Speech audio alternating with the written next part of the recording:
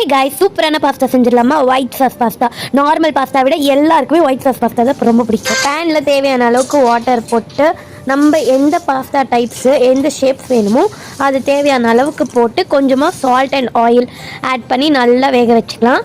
And நான் வந்து கார்ன்லாம் add பண்ணியிருக்கேன். ஸோ கார்ன் வந்து நல்லா ஸ்டீம் பண்ணிவிட்டு நான் தனியாக உரிச்சு வச்சுருக்கேன். இதுக்கு ட்ரிக் இருக்குது. ஒரு ரோ மட்டும் ஓப்பன் பண்ணிவிட்டு நெக்ஸ்ட் ரோஸ்லாம் இந்த மாதிரி ஸ்பீல் பண்ணிங்கன்னா சூப்பராக வந்துடும், ஈஸியாகவும் இருக்கும். அண்ட் கேப்சிகம் கட் பண்ணிக்கலாம். இப்போ ஒரு பேனில் தேவையான அளவுக்கு பட்டர் ஆட் பண்ணி ஆனியன்ஸை குட்டி குட்டியாக ஸ்லைஸாக நறுக்கி வச்சுருக்கேன். ஸோ அதை ஆட் பண்ணிக்கலாம். அண்ட் கேப்சிகமும் கார்னும் ஆட் பண்ணி வச்சுருக்கேன். நான் போட்டிருக்கிறது ஸ்வீட் கார்ன் தான். ஸோ நல்லா சாட்டே பண்ணிக்கலாம் பட்டரில், அப்போ தான் டேஸ்ட் சூப்பராக இருக்கும். ஸ்வீட் கார்ன்ஸ்லாம் ஆட் பண்ணும்போது இட்டாலி ஸ்டைலில் சூப்பராக இருக்கும்.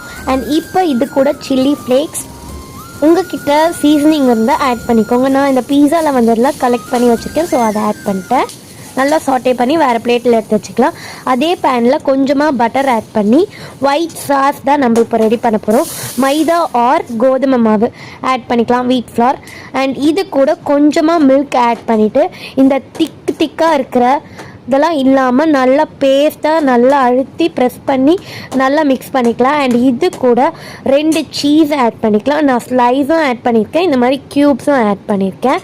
நல்லா அது மெல்ட் ஆகணும். நல்லா க்ரீமி கன்சிஸ்டன்சிக்கு வரும்போது நம்ம சில்லி ஃப்ளேக்ஸ் பீஸா சீசனிங்னே இருக்கும். அப்படி இல்லைன்னா வெறும் சீசனிங் கூட ஆட் பண்ணிக்கலாம். இந்த சீசனிங் ஆட் பண்ணும்போது தான் டேஸ்ட்டே அல்டிமேட்டாக இருக்கும். இப்போது நம்ம தேவைன்னா கொஞ்சமாக உங்களுக்கு சுகர் டேஸ்ட் வேணும், தித்திப்பாக வேணும்னா லைட்டாக சுகர் ஆட் பண்ணிக்கலாம். அப்படி இல்லைன்னா பெப்பர் தூள், காரமாக வேணும்னா பெப்பர் ஆட் பண்ணிக்கலாம். அண்ட் கொஞ்சமாக சால்ட் தேவையான அளவுக்கு, ஆல்ரெடி சீஸ் போட்டிருக்கோம். ஸோ கொஞ்சமாக மட்டும் சால்ட் ஆட் பண்ணிக்கலாம். நான் வந்து க்ரீம் எனக்கு பத்தாதுன்ட்டு இன்னும் மில்க் ஆட் பண்ணியிருக்கேன்.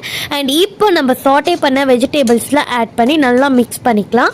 மில்க் வந்து நம்ம பாயில்டு மில்க் தான் ஆட் பண்ணோம், ரா மில்க் ஆட் பண்ணாதீங்க.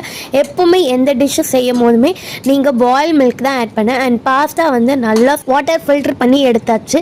இந்த மாதிரி நல்லா சாஃப்டாக வெந்திருக்கணும். ஸோ நம்ம வேக வச்சதை இதில் ஆட் பண்ணி மிக்ஸ் பண்ணிட்டோம்னா பாஸ்தா சூப்பராக இட்டாலி ஸ்டைலில் ரெடி. அண்ட் யாருக்கெல்லாம் நார்மல் பாஸ்தா பிடிக்குமோ அவங்களாம் ரெட் ஹார்ட் அனுப்புங்க. அண்ட் யாருக்கெல்லாம் ஒயிட் சாஸ் பாஸ்தா பிடிக்குமோ அவங்களாம் ஒயிட் ஹார்ட் கமெண்ட் பண்ணுங்க. அண்ட் மறக்காமல் நம்ம வீட்டில் இதை ட்ரை பண்ணி பாருங்கள், அவ்வளோ டேஸ்ட்டாக இருக்கும். எனக்கு ரொம்ப பிடிக்கும் பர்சனலாக. அண்ட் இதே மாதிரி ட்ரை பண்ணிவிட்டு இந்த மாதிரி மோர் வீடியோஸ் அண்ட் ரெசிபிஸ் வேணும்னா நம்ம சேனலை ஃபாலோ பண்ணுங்கள். அண்ட் மறக்காமல் யாருக்கு எந்த டைப் பாஸ்தா பிடிக்கும்ன்ட்டு கமெண்ட் பண்ணுங்கள். அண்ட் இது இல்லாமல் வேறு டைப் பாஸ்தாவும் ட்ரை பண்ணலாமான்ட்டு கமெண்ட்டில் பண்ணுங்கள். தேங்க்யூ, பாய்.